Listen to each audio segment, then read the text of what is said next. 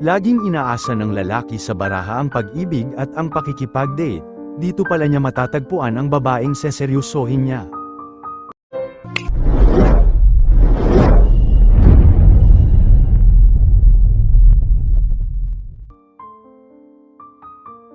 Guwapo at matipuno si Joselito, pagdating sa panlabas na anyo ay siguradong gugustuhin siya ng mga kababaihan pero mayroon siyang kapintasan, isa siyang sugalero, lahat para sa kanya ay nadadaan sa sugal.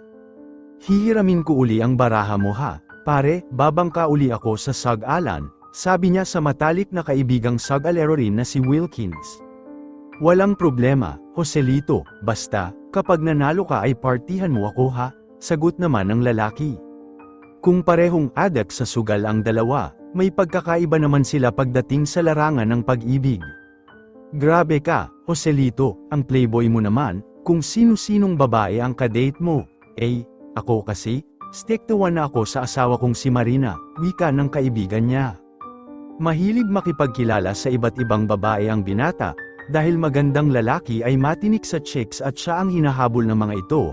Pareho silang may trabaho ni Wilkins, computer programmer ang kaibigan at siya naman ay staff sa isang maliit na kumpanya.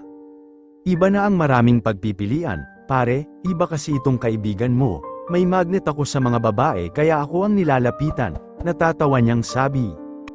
At dahil nga marami siyang babae sa buhay niya ay may naisip si Joselito. Pareho-pareho, sing lalaki pala ng baraha ang mga litratong ibinigay sa akin ng 8 kong syota.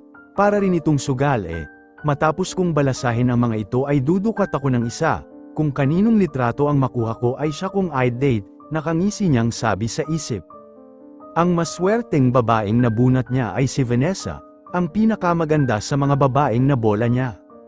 Maya-maya ay kasama na niya ito sa sine, pinanood nila ang paborito nitong pelikula pero syempre, hindi lang panunood ang ginawa nila sa sinehan, pagkakataon na niya yon para maka-score kay Vanessa. Bigay na bigay ang loka, at pihong tulad din siya ng iba. Kapit tukukong yam akap, hey, sarap, ganito rin kaya ang sunod kong makakadate, bulong niya sa sarili habang hinahalikan sa labi ang babae. Pagkatapos nilang maglapel asterisk pan sa loob ng sinehan ay ipinagpatuloy nila ang ligaya sa motel. Tuwang-tuwa naman si Joselito dahil mabilis niyang nakuha ang gusto niya kay Vanessa. Mula noon ay nakawilihan na ng binata ang pamamaraang yun. Napapasa kanya ang mga babaeng Diana jowa niya hanggang sa isa na lang ang hindi ko pa nakakasama, si Janina, hindi lumalabas-labas sa baraha, sabi niya sa isip.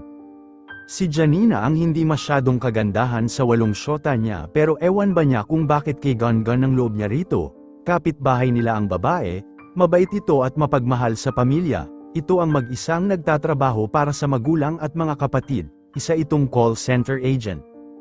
Minsan ay naikwento ni Joselito sa kaibigang si Wilkins ang tungkol sa ginagawa niyang pamamaraan ng pakikipag-date, ang tinatawag niyang baraha ng pag-ibig. Tipong mahiyahin kasi ang gusto ko, ewan ko lang si Janina, di ko pa kasi na-date, sabi niya. At baraha na pala ng pag-ibig ang inaatupag mo, bakit kasi hindi ka pa pumili sa kanila ng pakakasalan mo, panahon na siguro para mag-asawa ka na, pare, tugon ng kaibigan. Hindi naman sumagot ang binata, tila naguguluhan pa rin, hindi naman nagtagal sa bahay nila si Wilkins at nagpaalam na.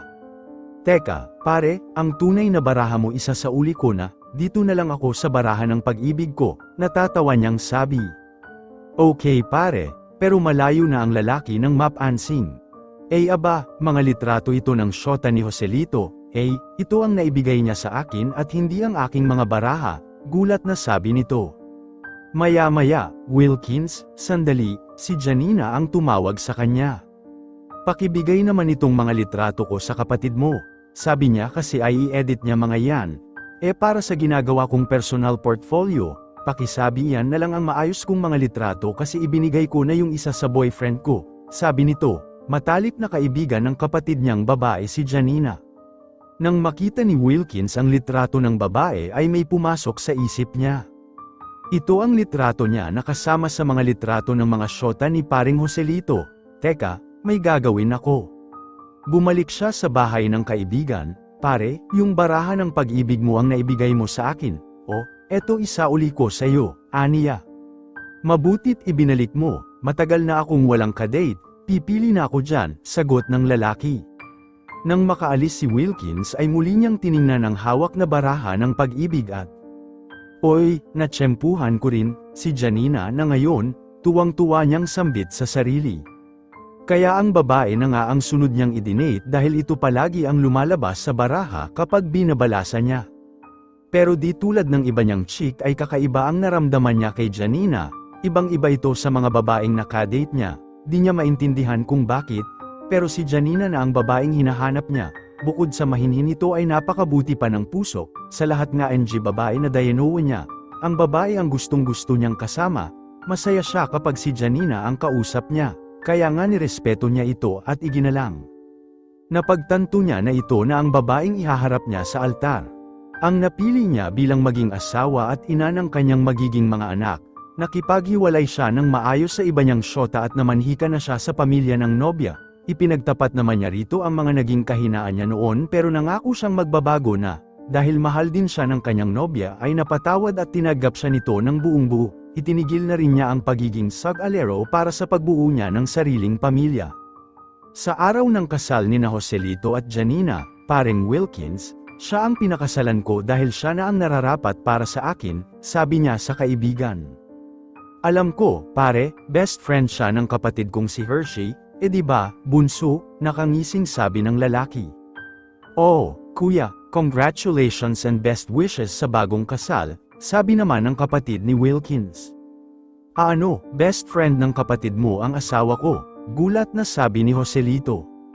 Tumpak, inalis ko yung ibang litrato sa baraha ng pag-ibig mo at ang ipinalit ko ay puro litrato ni Janina sa baraha mo, tugon ng kaibigan saka malakas na humagalpak ng tawa.